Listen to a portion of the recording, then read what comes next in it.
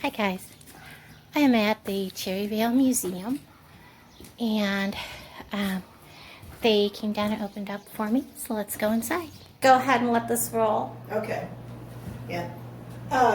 So in 1869, Pa and John Bender settled about 5 miles east and north of Cherryvale. He said the Pa Bender settled with 160 acres, and his son took 160 acres adjoining him.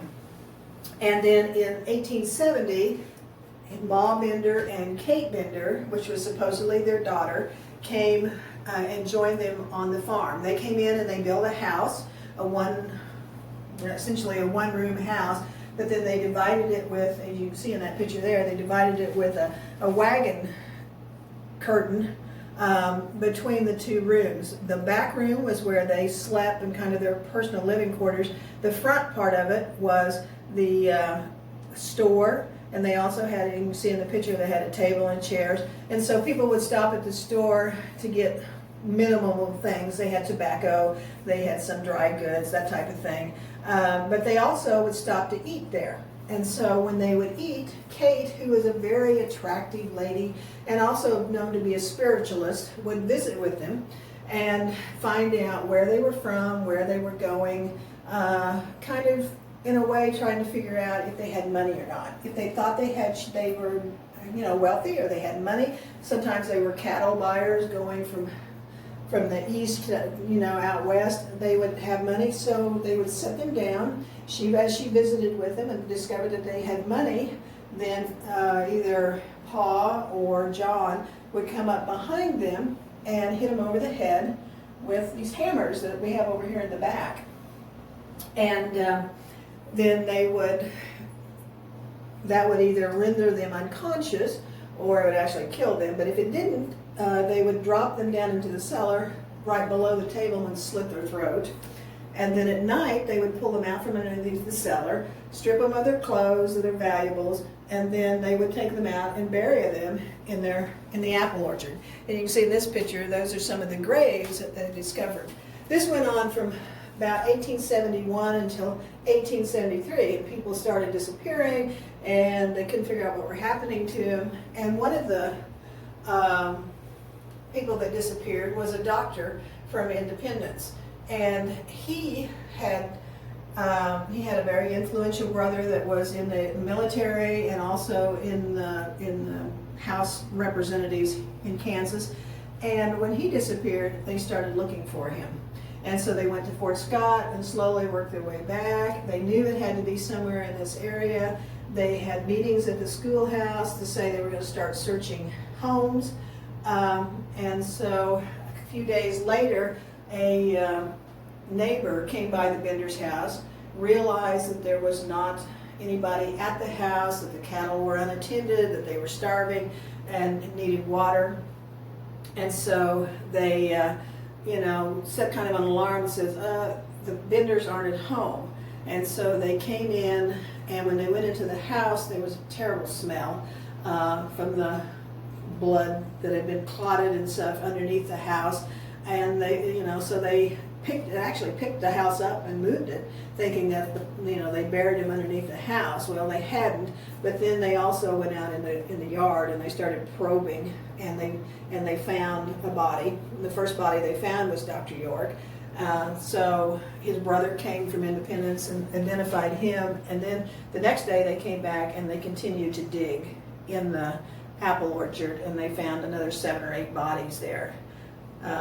They found the body of a man and a young girl, which is what had started Dr. York, excuse me, on his trip to try and figure out what had happened to them, and that's why he was out, and then he ended up being killed along with that man and his woman. So a lot of books have been written about the Benders. Yes, there's a lot of books have been written about the Benders. There's been some movies that have been made about the Benders, and in fact, there have been some of the TV shows that, like we have talked about. There was an episode on the Cartwrights where they used that theme that somebody stopped at a, a kind of a store and a bed and breakfast type thing, and they were killed. Same way on the Big Valley. I've seen that episode. Such. These 3 books these are graphic novels, and then they're all in that one there, the Bender book. These were written and drawn by two boys that came here. They moved here from California when they were in grade school, and one of the teachers was really interested in the Benders, and in fact wrote the Bender book, this one Bender book. And so she gave them pads of paper and got them interested in drawing and telling stories and such. And so they of course moved away, and the one is a professor at a college in Missouri, and the other one is a very well-known graphic artist that does graphic work for CDs and record albums and that type of stuff. So they've always been enthralled with that. These are pictures up here of what someone believes the Benders look like. You can see Kate is always portrayed as a very pretty, attractive young lady, and she would, she used that to her advantage to get people to talk to her and be interested in her while they walked up behind them and hit them over the head.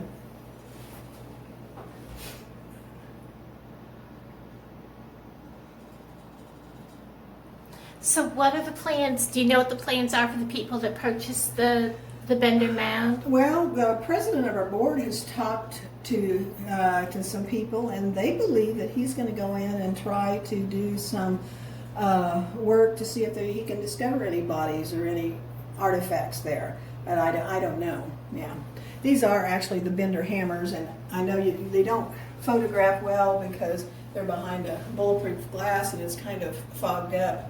But well, they pick up pretty good on my camera. They are, so yeah. Yeah, these 3 hammers were, when they came in and discovered the bodies, there was a rural towns person who would have been, the equivalent of a kind of a deputy sheriff type thing. Well, he thought he should collect these hammers and keep them, and that the sheriff would eventually come and get them. Well, he never did. So he kept them in his family, and then his son kept them in his family, and then finally he donated them to the museum because he wanted them to stay somewhere where people would know what they were meant to be. But they had never left his family from the time that his dad picked them up at the Bender home. And of course we have the provenance, the piece of paper that says, hey, these are where they came from. These are where they came from. Which is, anybody that knows that when you have something historical, you really need the paperwork behind it. This is amazing. When I first moved to Cherryvale and I learned about the Benders, I was like, always amazed by it. My kids were too. They were like, that really did happen? People really did those things? But yeah, I mean, in fact, they say that, some people say that the Benders were the first family of serial killers in the United States. So they really had Bender Day, or was that just something they did? No, they had Bender Day. They still have it going on? No, they did not, because, probably sometime shortly after this date, people will be, people said, well, it's probably not politically correct to have a celebration that is about murderers. So they've discontinued Bender Day. It turned in, now they kind of have a Cherry Blossom Festival, which is more about the founding of the town. Our Coffeyville, Kansas, to the south of us, they had the Daltons down there that robbed the bank, and so they used to have Dalton Days. Well, now they've changed it to Defenders Day, Dalton Defenders Day, to celebrate the defenders. Such. Yeah, now it's all about, we got to be politically correct. Yeah.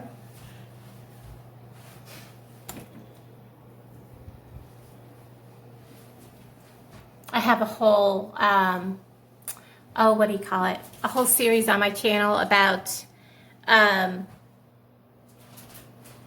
the Mares the Sing massacre.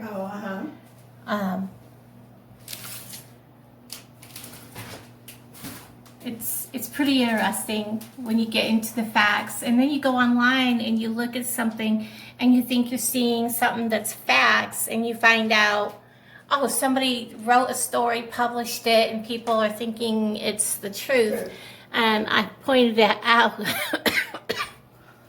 and people were believing that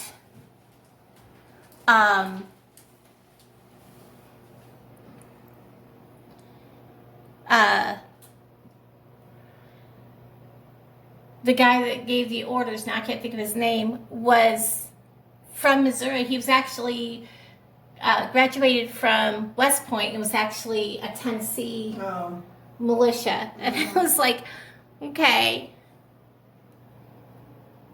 Well, and then, yeah, people tend to tell stories about these things, and so how much of it is true. I know we were my husband had a family reunion, and his great-grandfather was a wagoner, a team master that would go from the Osage missions to between there and Independence, Kansas.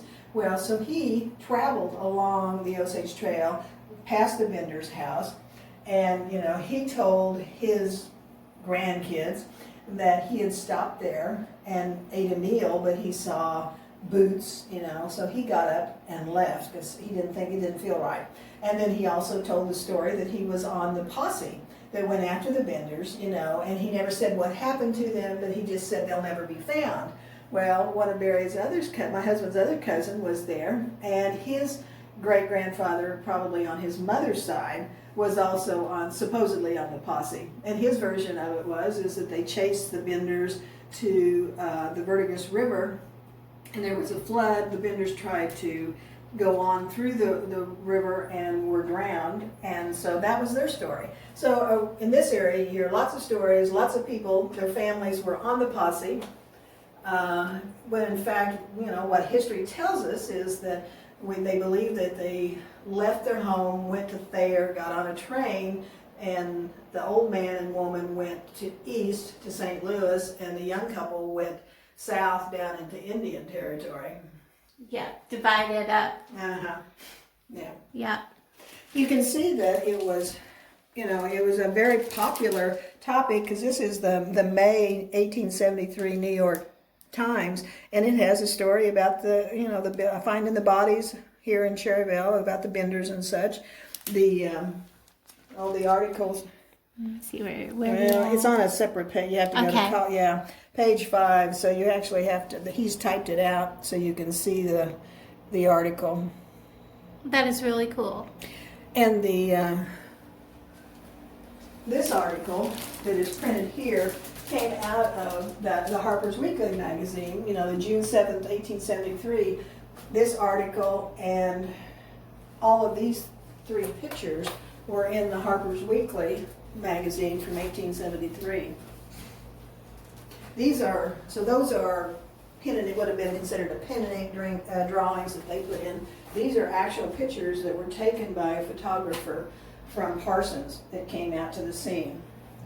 They said that when the bodies were discovered and they were over there digging, that thousands of people rode the train to Thayer, would get on horse and buggy and come out to the scene.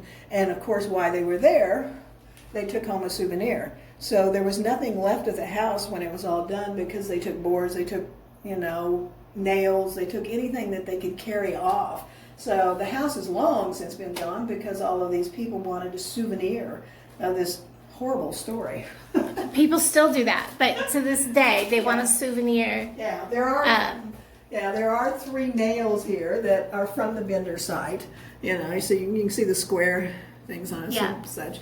But other than that, these 4 pictures here were made off of tintypes.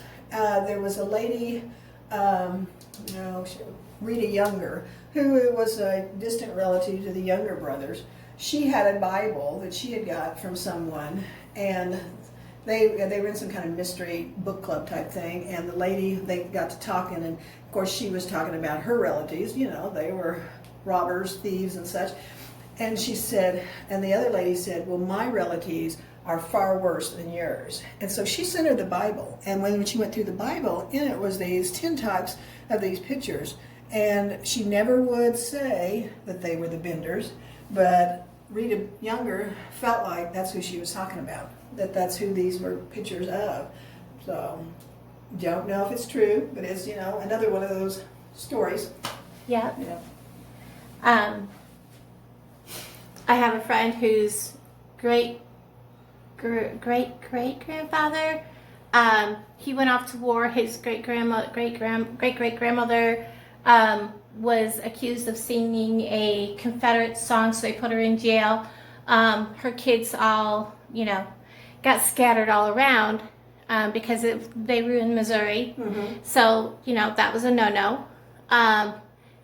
But one of their sons was sent to live with the younger, that went to be with the younger gang. Uh-huh. The younger gang decided he's too young to be with us and sent them to live with, I can't remember the lady's name, but she was like another one that, she was like the ma part of some of the gang members. Oh, no. Yeah. So he was finished raised by her.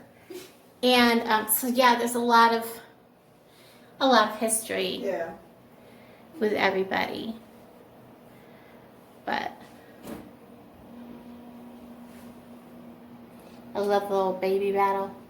I collect baby dolls. Oh, cool. So it's like I see old dolls and I'm like, oh my gosh, look at that. Well, then we'll have to go back and you can look at the dolls. Yeah. Yeah. So we're going to step out of the Bender room and take a quick browse through everything. I love museums. I did get a chance to walk through the museum. I have asthma, so I cough a lot, but because I don't stop long enough to take a breath. No. The picture here is one of the brick plants. When Cherryvale was founded in 1871, shortly thereafter they discovered natural gas and also shale fields around here. So at one time Cherryvale had 6 brick plants and they put out 500,000 bricks a day. There were 3 brick plants to the south of town, 3 brick plants to the north, and it was mainly because of the natural gas and the shale that was found here.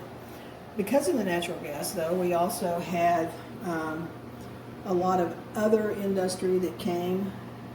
We had a glass plant, which was the first glass plant west of the Mississippi. It was only here for a short time, but you know, those are some samples there of some glasses that they made here in town. And then we also had the Edgar zinc plant, which was the largest zinc plant in the world at that time. It started in 1898 and actually ran up through the 50s. It would close, then it would open back up as such. There was a cigar factory here in Cherryvale. You can see those are cigar molds. Yeah. And the box of the cigars from here. The first car west of the Mississippi was made in Cherryvale, the Cluffy. It wasn't, you know, it wasn't much of a car. It was more of a steam engine type vehicle, but it was the first one that was west of the Mississippi, was made here. Cherryvale in its day was a very booming town. The smelter was so large that it was actually had its own town out there where it was at, with houses, churches, stores. It was about 500 people that worked there, and they ran 24-hour-a-day shifts and such, so it's a big place.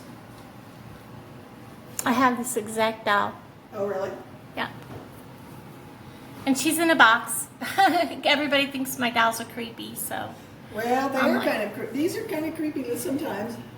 I gave a tour to my sorority, and, you know, I had been in cleaning, and I said, well, I'm going to come in here at night with those dolls, you know, but these were, most of the dolls, the big ones down here, and a large percentage of those were all given by one family. Their father was the surveyor for the county, and he lived here in Cherryvale. So they ended up being a very well-to-do family, and they came from back east. So a lot of the dolls and all of the toys there, pretty much all of the little china cabinets and the stove and stuff, all belong to that family that they donated back. that is so neat. To be able to see, especially the little books not being in pieces. Usually if I see them even at yard sales or someplace, they're pretty much tattered. Yeah. You might be interested in these dolls. There's quite a little story behind these. The heads are made out of bread dough. And if you look at them, and I've actually pulled them out and looked at them several times, I'm going, I don't get it. But there was a lady that lived here in town that her son was killed and she was depressed and, needed something to do with her life. So she started making these dolls, and so when any money she made off the dolls, she collected, and then she sent the money overseas to build a church. Well, I think when she was finally done, they said that she had ended up with 17, it was a large number, more than 17 churches, because I forget how much it costs for each church overseas to do. But the heads are actually made out of bread dough, and then she made the bodies and the clothes and stuff to go with them. And I know we have our 3rd grade class come through every year, and that's the one thing that teachers demand that we talk to the kids about are these dolls, because they think it is so neat that the head is made out of bread dough. And when you look at them, they don't look like it. They're definitely, well sculpted and everything. It's like, okay. Yeah.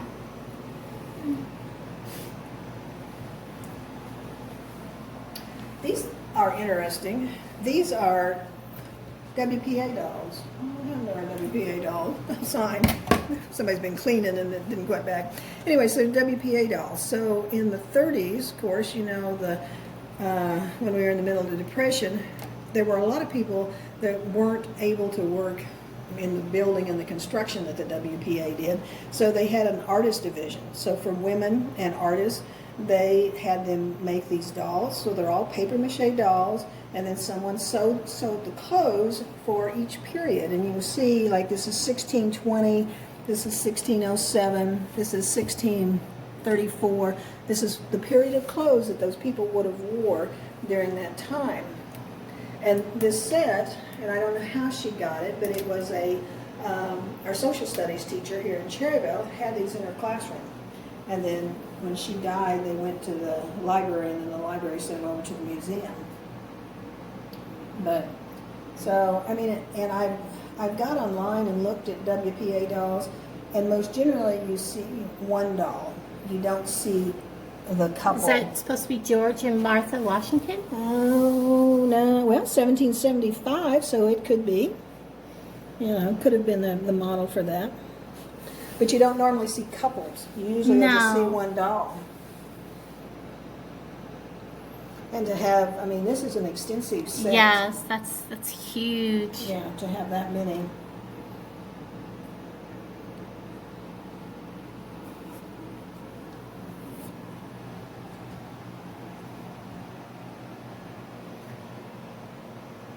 That picture it depicts what was called the Old Soldiers Reunion.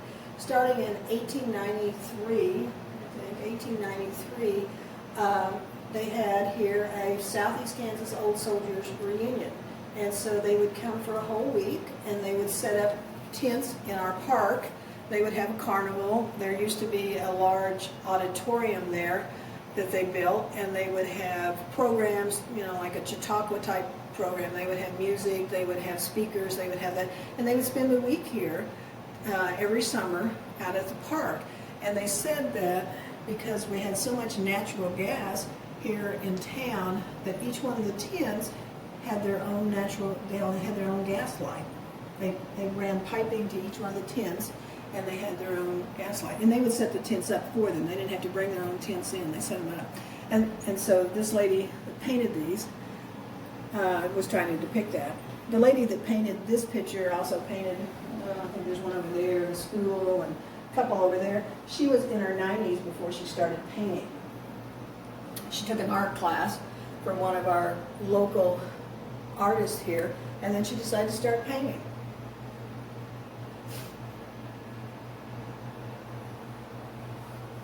My grandmother always told me that you never wanted to have idle hands. Once you stopped doing something, then you didn't have anything left. Yeah, you kind of she, right up towards the very end, she still did everything she could from, even if it was a word search. Yeah. You know who Carrie Nation was? Have you heard of Carrie Nation? No. Well, she was from Kansas. She wasn't from Cherryvale, but she was from Kansas. And during the 1901 type, that time frame, she's the one who would go into bars. You've probably heard this story. She would go into saloons and bars, and she had a hatchet, and she would go in there and chop up the bar and chop up all the bottles and stuff because she was, believed in prohibition and we shouldn't have alcohol. And so the reason that we have this is because Carrie Nation stayed here in 1901, February 15th of 1901. But yeah, she would go into bars, and while she was in the bars, she would have a group of ladies that were with her, and they would stand there and sing Christian hymns. And she would get arrested, and she would use the money that she got from speaking and stuff to get herself out of jail. I think I read she got arrested like 30 different times. But she would go into these bars and just hack them up with her hatchet.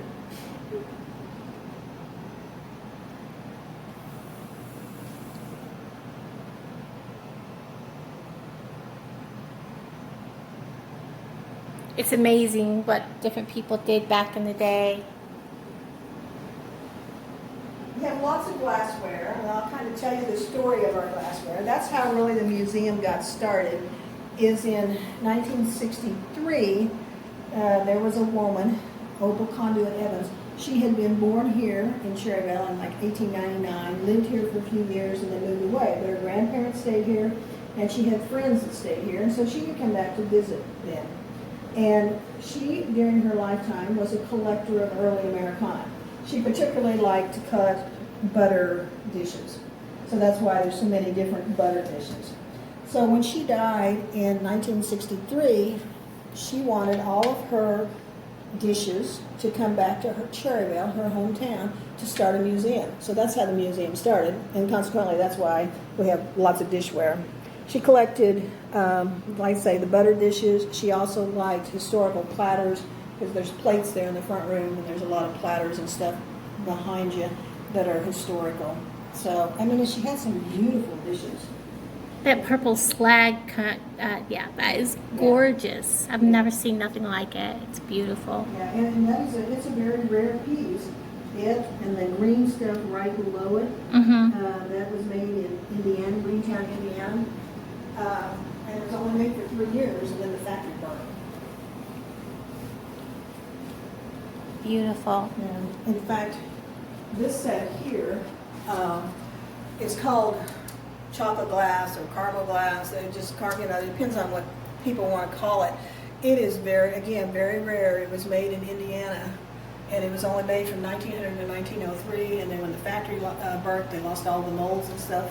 And so it's a very, very rare piece. It was part of her collection. I can't think of. I love the fish. Yeah. That is so cool. You can see, she liked platters. She liked anything that was Unique. Yeah. So the guys on our board, they just say, "Oh my gosh, we got dishes," and I go, "Well, I know. Every museum has something they have too much of."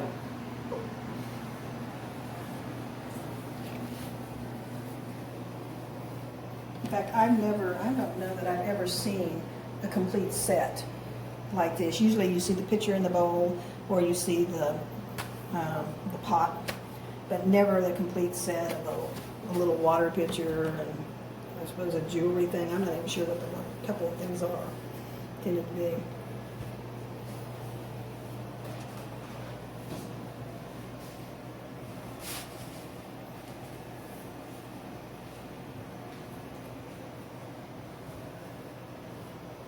I think that's a very unique picture. That picture was taken in 1914 at a park, and it's the International Order of Oddfellows that met here. And it's a very, very unique picture. Now, up above are memorabilia from when I talked about the old soldiers reunion. You can see the pins there, the different pictures of them where they met at the park. For a long time, I thought this picture actually was part of this. But then finally somebody said, oh no, it's International Oddfellows. I haven't changed my... I would have thought so too. Yeah, well, and I told people that for a long time. Then I finally said, oh, got to change that story. We have a lot of beautiful old churches here. The Catholic Church is the oldest church as far as having a building. I mean, they built their first church in 1877. The next one was 1900. And this church has beautiful stained glass windows in it. I think there's 30 stained glass windows in that church. The Methodist Church has stained glass windows, and they have a very unique Union soldier that you rarely would ever see in a stained glass window.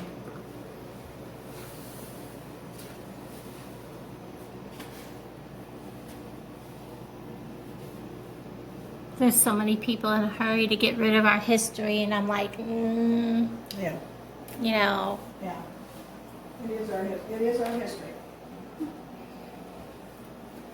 And then we have another room on the other side, too. I'd love to have a room in a house just decorated like this. Yeah. Again, these were Opal Evans's, all of the historical platters. This was her furniture that she donated. I mean, they said they sent barrels and barrels of dishes and things back. Some of the dishes were sold, to raise money to start the museum.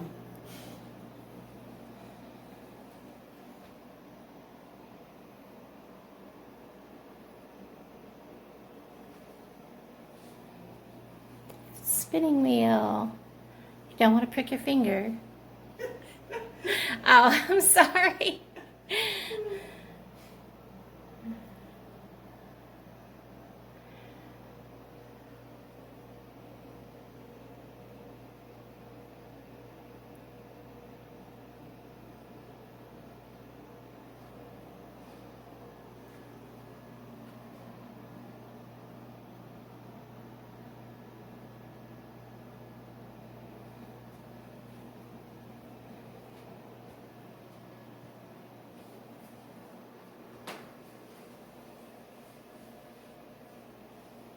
All right, we'll head back to the other.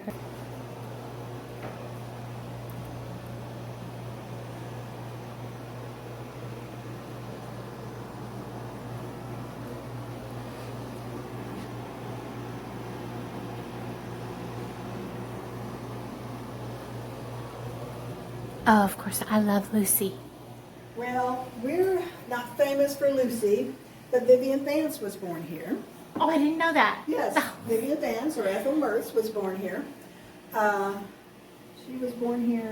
She lived here, I think, until she was about 7, and she moved to Independence, where she went to school and graduated from there, and then from there she went to Arizona to start her acting career.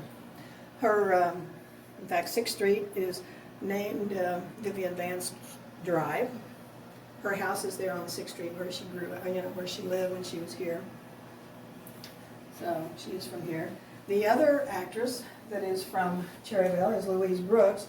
She was born in 1906, and she was a silent film actress. She would be best known for where you see a lot of pictures of the flappers from the 1920s. A lot of times you're seeing Louise Brooks. I mean, she's the one with that started the bobbed hair and that style stuff. She, of course, was very risque. She was in films with W.C. Fields. She was in some movies with John Wayne. She went overseas and made a couple of movies over there.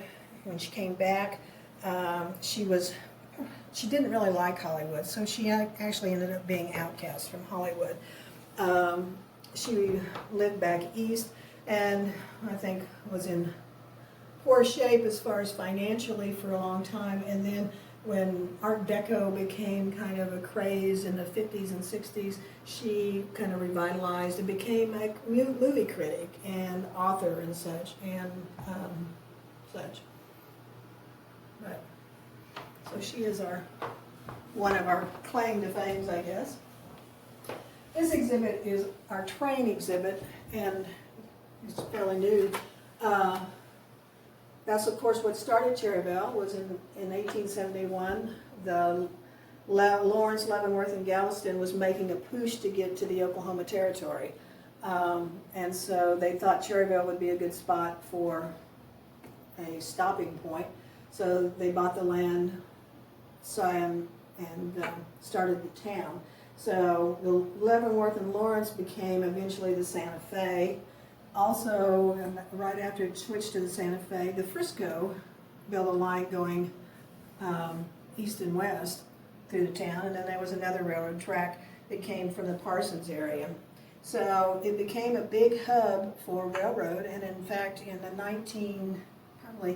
early 1900s, there were 24 passenger trains a day that would stop in Cherryvale, because the trains going east and west would stop for layovers, and that's why you have the hotels. We had several big hotels. You mentioned you stayed at Cherryvale Bed and Breakfast. It was originally the Hotel Leather Rock, then it became the Wayside Inn, and the railroad crews really stayed there most of the time. There was another hotel, the Alberta, which would have been a couple blocks over, that your passengers would have stayed at, a very ornate hotel. But our train history is what started Cherryvale. In fact, we actually had passenger trains here until 1971, I think. That's when the last one went through.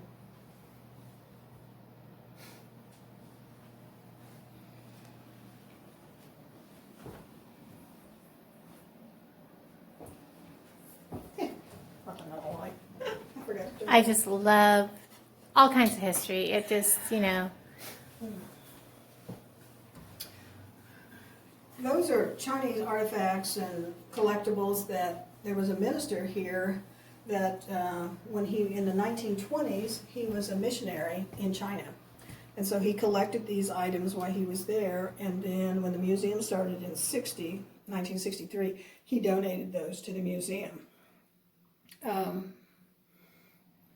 And, it's kind of unusual to find Chinese art in rural Kansas, but that's kind of the story behind him, that he had collected them in the 20s.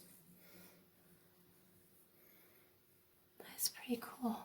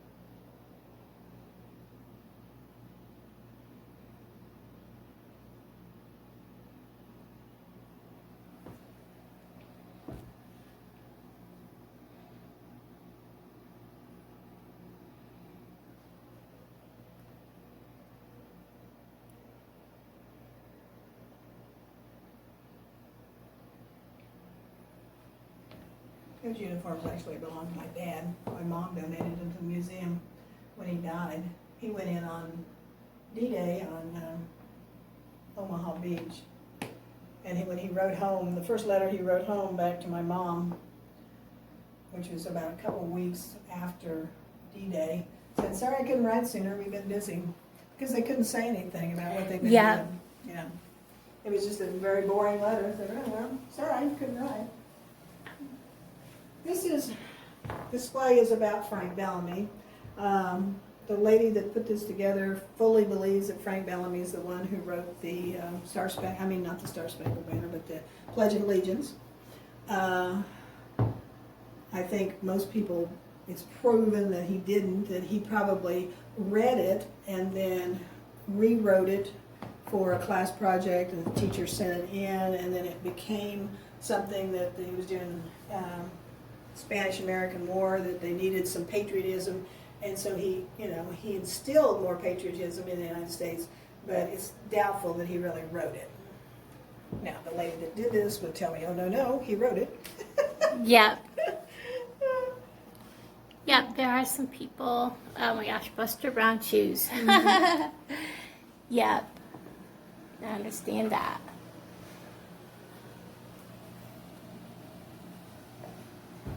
I think there's a couple ladies here in town that have done a lot of research on it. So, in fact, I was reading something where they didn't even think that that Francis Bellamy, that got credit for it, wasn't even the one that wrote it, that somebody else wrote it. So I didn't even know that one, so I don't know.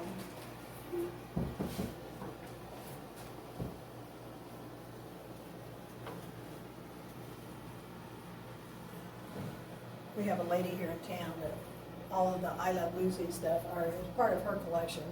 And in fact, a big part over here, I think, of Vivian Vance is her collection that she just stores here.